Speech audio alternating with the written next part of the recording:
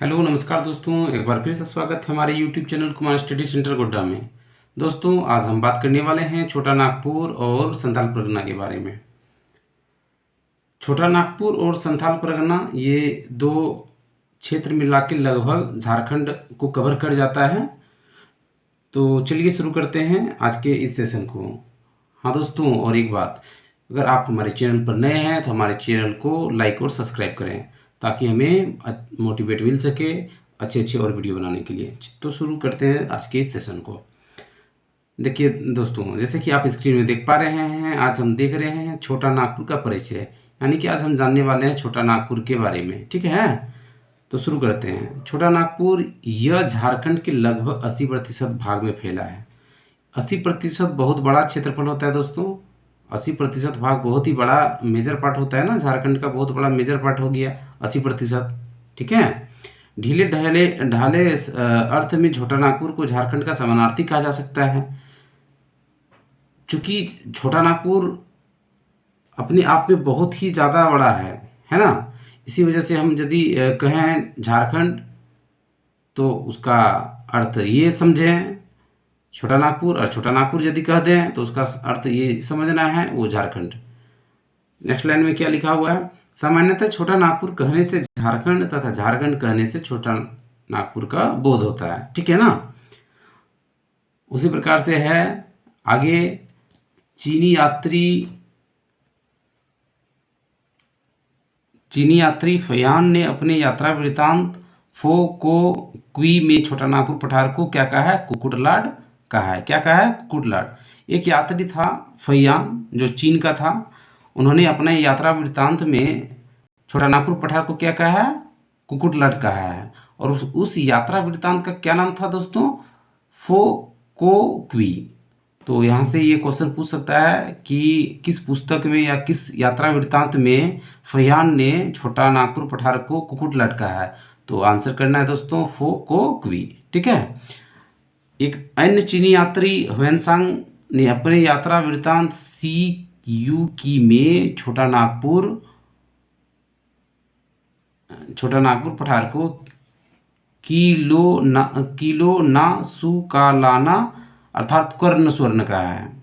एक अन्य चीनी यात्री हुआ ह्वेनसांग, उन्होंने अपने यात्रा वृत्तांत उस यात्रा वृत्तांत का नाम क्या था दोस्तों, सी यू की में छोटा नागपुर पठार को ह्वेनसांग ने क्या कहा है, किलो सुकालाना अर्थात कर्ण स्वर्ण कहा है। आगे देखते हैं क्या है, मध्यकाल में इस क्षेत्र यानी यहाँ पर रांची का बोध हो रहा है। मध्यकाल में इस क्षेत्र यानी रांची को कोकरा या खोखरा के नाम से जाना जाता था। रांची का मध्यकाल में क्या नाम था, पहले इसको रांची को कोकरा या फिर खोखरा कहा जाता था। ठीक है ना। धीरे धीरे छोटा नागपुर शब्द का प्रयोग रांची क्षेत्र के लिए होने लगा। रांची के लिए पहले जो है छोटा नागपुर शब्द का प्रयोग होता था। ठीक है। अब अभी वर्तमान में रांची का यूज हो रहा है, लेकिन पहले इसे छोटा नागपुर रांची को कहा जाता था। ब्रिटिश शासनकाल कब से कब, 1765 से 1833 तक इस क्षेत्र के लिए छोटा नागपुर नाम का प्रयुक्त होने लगा। जब ब्रिटिश शासनकाल था 1765 से 1833, उस समय इस रांची क्षेत्र को क्या कहा जाने लगा, छोटा नागपुर कहा जाने लगा। ठीक है। नेक्स्ट पॉइंट है, 1834 ईस्वी में अंग्रेजों ने इसे यानी छोटा नागपुर को दक्षिणी पश्चिम सीमांत agency south western frontier agency स्वेफा नाम से एक प्रशासनिक इकाई के रूप में गठित किया, जिसका मुख्यालय विल्किंसनगंज या विष्णुपुर को रखा। बाद में उसका जो मुख्यालय है उसे रांची ट्रांसफर कर दिया। ठीक है ना। तो ये छोटा सा था एक परिचय छोटा नागपुर का। ये छोटा नागपुर का परिचय यही समाप्त होता है। अब हम बात करने वाले हैं संथाल परगना का परिचय के बारे में। संथाल परगना के बारे में जानते हैं दोस्तों। संथाल परगना छोटा नागपुर के बाद दूसरा सबसे बड़ा भाग है। यह छोटा नागपुर के बाद झारखंड का दूसरा सबसे बड़ा भाग है। कौन? संथाल परगना। ठीक है ना। इस क्षेत्र का प्राचीनतम नाम क्या था? नरीखंड था। प्राचीनतम नाम, सबसे प्राचीन अगर नामकरण इसका बात करें संथाल परगना का, तो संथाल परगना को क्या कहा जाता था? पहले नरीखंड कहा जाता था। क्या कहा जाता था? नरीखंड कहा जाता था। बाद में इस क्षेत्र को क्या कहा जाने लगा? कांगजोल कहा जाने लगा। किस क्षेत्र को? संथाल परगना को।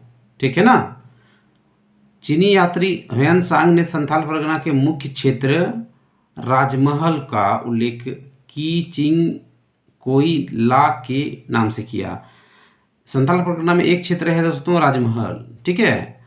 उस वो जो है कौन सा डिस्ट्रिक्ट से? साहिबगंज डिस्ट्रिक्ट में आता है। उस राजमहल क्षेत्र के लिए जो है चीनी यात्री ह्वेन सांग ने की चिंग कोई ला के नाम से उसका जिक्र किया है।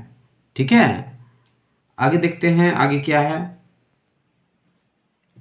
संथाल परगना में मुख्य रूप से राजमहल, जो कि साहिबगंज जिला में आता है, पाकुड़, गोड्डा और दुमका के हिस्से शामिल हैं। ये लगभग ये चार डिस्ट्रिक्ट हो गया, साहिबगंज, पाकुड़, गोड्डा और दुमका। ये मेजर पार्ट है संथाल परगना का, और भी कुछ कुछ हिस्से शामिल हैं। ठीक है। एग्जाम पॉइंट ऑफ व्यू से ये चारों को याद रखना है। नेक्स्ट लाइन क्या है दोस्तों? संथाल परगना क्षेत्र को ही दामिन एको अर्थात पहाड़ी अंचल कहा जाता था। मतलब संथाल परगना को क्या कहा जाता था? दामिन एको। दामिन एको का अर्थ क्या होता है फ्रेंड्स? दामिन एको का अर्थ होता है पहाड़ी अंचल। अब हम बात करने वाले हैं पाषाणकाल के बारे में। आइए दोस्तों देखते हैं पाषाणकाल के बारे में क्या है। पाषाणकाल 25 लाख ईसा पूर्व से 1000 ईसा पूर्व तक को पाषाणकाल कहा जाता था। कितना से कितना? 25 लाख ईसा पूर्व से 1000 ईसा पूर्व को क्या कहा जाता था? पाषाणकाल कहा जाता था। और इसे 3 युग में बांटा जा सकता है। पाषाणकाल को 3 युगों में बांटा जा सकता है। कौन कौन? पूरा पाषाण काल, या इसे पूर्व पाषाण काल भी कहा जाता है, अंग्रेजी में पेलियोलिथिक एज कहते हैं। उसके बाद आता है मध्य पाषाण काल, मेसोलिथिक एज, और फिर अंत में आता है नव पाषाण काल, जिसे नियोलिथिक एज कहते हैं। पूरा पाषाण काल में झारखंड के निवासी आखेटक व खाद्य संग्राहक थे। आखेटक मतलब होता है शिकारी। पहले यहाँ के जो निवासी होते थे वो खाद्य संग्रह करते थे और शिकार करते थे, वो पूरा पाषाण काल में या फिर पूर्व पाषाण काल में। जैसे ही मध्य पाषाण काल आया, यहाँ के निवासी जो है आखेटक वो पशुपालक बन गया। आखेटक हम देख पा रहे हैं पूरा पाषाण काल में भी वो आखेटक था, और मध्य पाषाण काल में भी आखेटक रहा, लेकिन साथ ही साथ वो क्या बन गया? पशुपालक। धीरे धीरे वो पशु को पालने लगे, कुत्ता हुआ, गाय हुआ, इस प्रकार से जानवर को पालना शुरू कर दिया। और नव पाषाण काल आते आते दोस्तों वो खाद्य उत्पादक बन गए। अब जो है वो धान, चावल, ये सब उत्पादन करना शुरू कर चुका था। ठीक है ना। तो दोस्तों आज का सेशन कैसा रहा हमें कमेंट करके ज़रूर बताएं, और यदि आपका कुछ सलाह है तो उसके लिए भी कमेंट ज़रूर करें।